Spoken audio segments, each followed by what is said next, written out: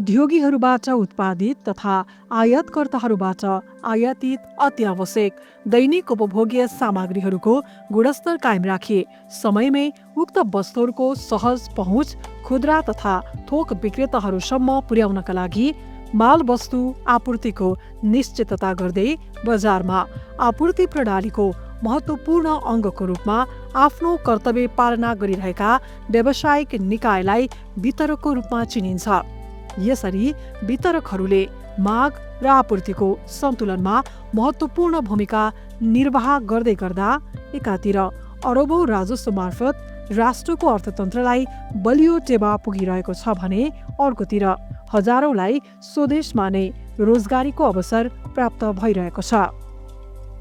जसले गर्दा प्रत्यक्ष अप्रत्यक्ष रूपमा लाखौंको संख्यामा लाभान्वित हुने अवसर निर्माण भएको छ।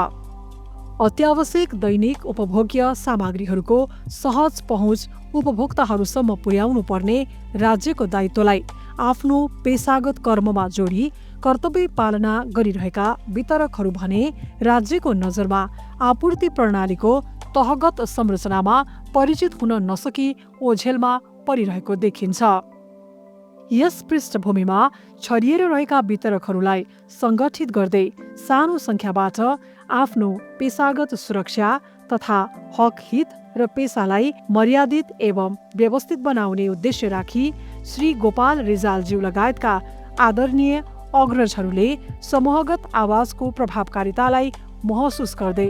2052 सालतिरबाट सङ्गठित हुँदै 2054 सालमा नेपाल दैनिक उपभोग्य वस्तु वितरक सङ्घको नाममा दर्ता भई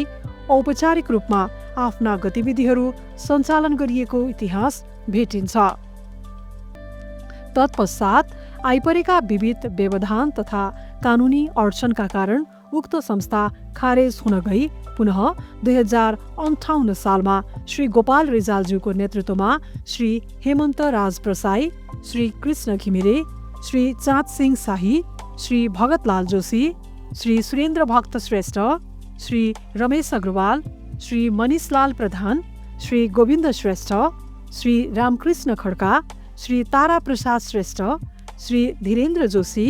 श्री नरेश कुमार सरिया ज्यूहरूको पहल तथा श्री खगेन्द्र सिटौला, श्री शैलेन्द्र मल्ल, श्री रामनारायण श्रेष्ठ ज्यूहरूको शुभेच्छामा हालको नेपाल वितरक सङ्घको विधिवत रूपले दर्ता भई स्थापना भएको ऐतिहासिक क्षणलाई स्मरण गर्न चाहन्छौँ। यसरी सुरु भएको यात्रा अगाडि बढ्ने क्रममा आदरणीय अग्रजहरू क्रमशः 2061 सालमा श्री कृष्ण घिमिरे, 2063 सालमा श्री चाँद सिंह शाही, 2065 सालमा श्री सुरेन्द्र भक्त श्रेष्ठ, 2068 सालमा श्री एसपी ढकाल, 2070 सालमा श्री राजेन्द्र प्रसाद श्रेष्ठ हुँदै 2072 सालमा श्री नुच्छे नारायण मानन्दरको काँधमा नेतृत्व आइपुग्दासम्म सङ्घको अपरिहार्यता र सङ्घबाट वितरकहरूको अपेक्षाको दायरा पनि फराकिलो भइसकेको थियो। नेपाल वितरक सङ्घ आफ्नो परम्परागत श्रृङ्खलामा अविच्छिन्न रूपमा अगाडि त बढिरहेकै थियो, तर भौगोलिक रूपमा बृहत बन्दै गएको बजार सँगसँगै सङ्ख्यात्मक रूपमा गुणात्मक वृद्धि भइरहेको वितरकहरूलाई अपेक्षाकृत समेट्न सकिरहेको थिएन। यस सन्दर्भमा विभिन्न क्षेत्रगत रूपमा छरिएर रहेका वितरकहरूलाई सङ्गठित गर्ने उद्देश्य राखी 2074 सालमा श्री दुर्गाराज श्रेष्ठज्यूको पहल कदमीमा क्षेत्रगत सङ्गठन नियमावली 2074 जारी गरी सङ्घको सङ्गठनात्मक संरचनामा व्यापक सुधार गरे पश्चात सङ्घ नयाँ अध्यायमा प्रवेश गर्दै गरेको स्पष्ट देखिन्छ। तत्पश्चात सङ्घको नेतृत्वमा 2076 सालमा श्री राजेन्द्र सिमखडा, 2080 सालमा श्री रामहरि घिमिरे हुँदै 2082 सालमा हालका अध्यक्ष श्री प्रेमहरि मैनालीज्यूले सङ्घको बागडोर सम्हाल्दै गर्दा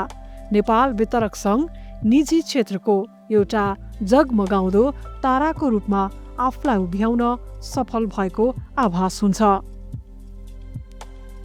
यसरी विभिन्न कालखण्डमा यस सङ्घलाई जीवन्त तुल्याउन महत्त्वपूर्ण भूमिका निर्वाह गर्ने सङ्घमा आबद्ध जुझारु एवं जागरुक सदस्यहरू बिना सङ्घको आजको गरिमा र यो उचाइ सम्भव हुने थिएन। आज नेपाल वितरक सङ्घले 25औं वसन्त पार गरी भव्य रूपमा रजत जयन्ती विशेष समारोह आयोजना गर्दै गर्दा सम्पूर्ण अग्रजहरूप्रति हृदयदेखि नै सम्मान प्रकट गर्दै आगामी दिनहरूमा तपाईँ हामी वितरक सदस्यहरूको सक्रिय सहभागिता सहितको सशक्त ऊर्जाले यस सङ्घले रचनात्मक एवं वैज्ञानिक ढङ्गमा अझ नयाँ उचाइको शिखर चुम्न सफल रहनेछ भन्ने विश्वासका साथ अगाडिको स्वर्णिम यात्रामा लम्किएको सन्दर्भमा यहाँहरू सबैमा हार्दिक बधाई तथा शुभकामना व्यक्त गर्न चाहन्छौँ। जय वितरक।